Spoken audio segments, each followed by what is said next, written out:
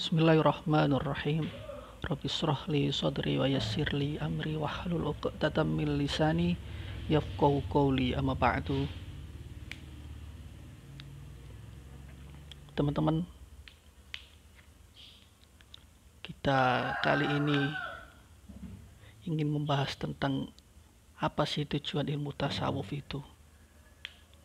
Terus di dalam thariqat itu kan ada syariat, ya, thariqat, hakikat, makrifat. Itu namanya makom-makom atau fase-fase yang harus ditempuh, ya kan. Dan sekarang ini banyak di TikTok, di YouTube belajar tasawuf malah menafikan kenyataan. Ilmu tasawuf itu bukan untuk menafikan kenyataan negeri akhirat. Semakin belajar tasawuf, semakin ingin mempersiapkan diri untuk menghadapi alam akhirat, bukan malah menafikan alam akhirat.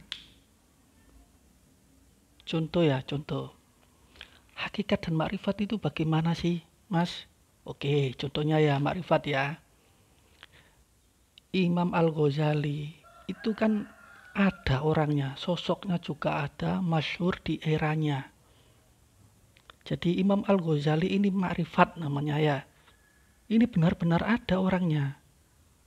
Nah, kalau orang makom hakikat itu bagaimana, Mas? Ini contohnya ya. Saya dulu kan mondok di pondok pesantren kan. Asrama saya namanya Asrama Al-Ghazali.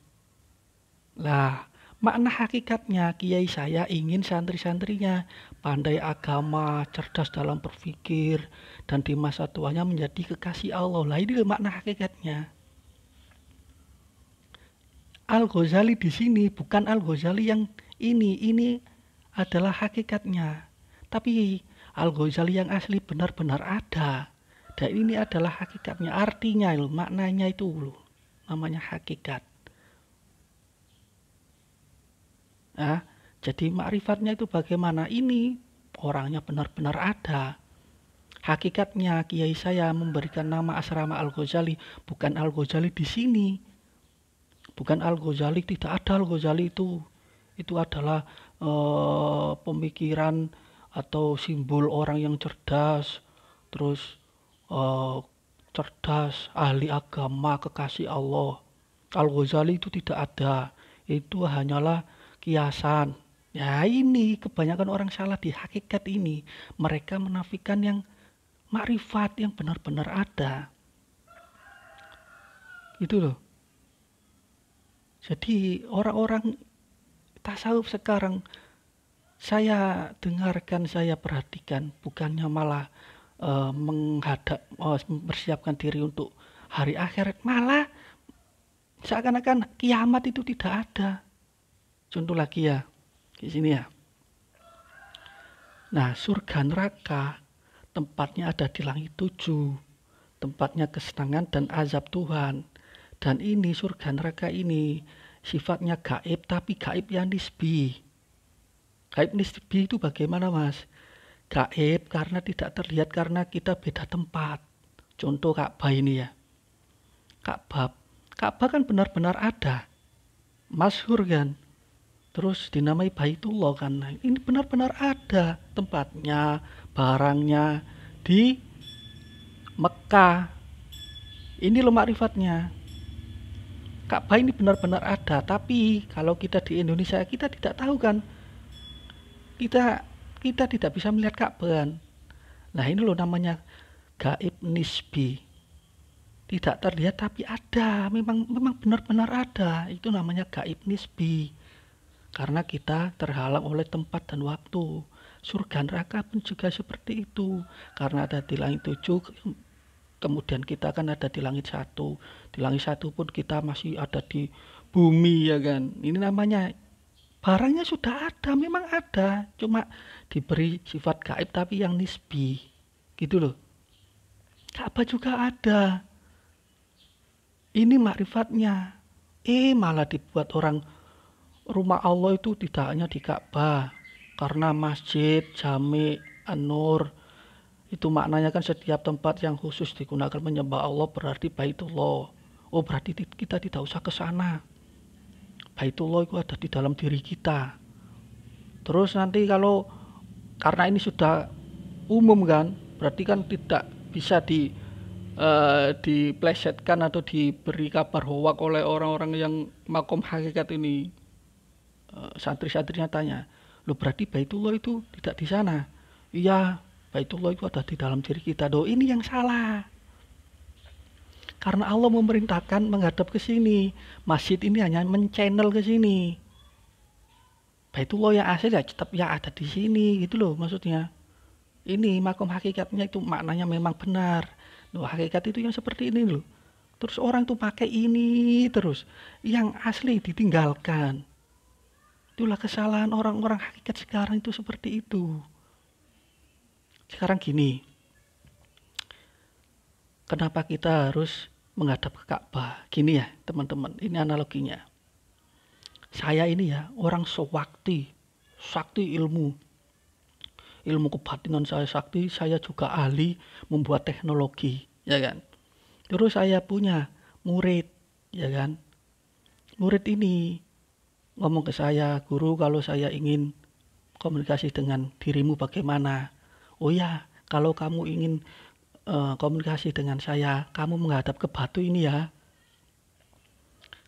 Coba, jangan lihat objeknya, lihat saya yang sakti. Ini kan objek, batu ini kan objek, ya kan. Yang menyuruh adalah saya, subjek. Saya ini yang sakti, ya kan, pandai. Benar-benar kebukti, murid saya juga yakin saya ini sakti. Makanya dia tidak protes. Saya suruh menghadap ke batu. Oh iya ya guru. Besok kalau saya ingin komunikasi dengan guru, saya lewat batu ini. Loh begitu loh maksudnya. Jadi jangan lihat Ka'bahnya, lihat yang memerintah itu siapa, Allah. Itu loh. Itu yang harus dibenarkan hakikatnya itu yang seperti itu, bukan malah menafikan yang di sini yang asli. Mengentengkan yang asli. Malah mendeklarasikan di dalam dirinya ada Baitullah. Ya memang benar itu hakikatnya. Tapi kan sujud, masa Anda sujud di dalam hati? Seperti contoh seperti ini.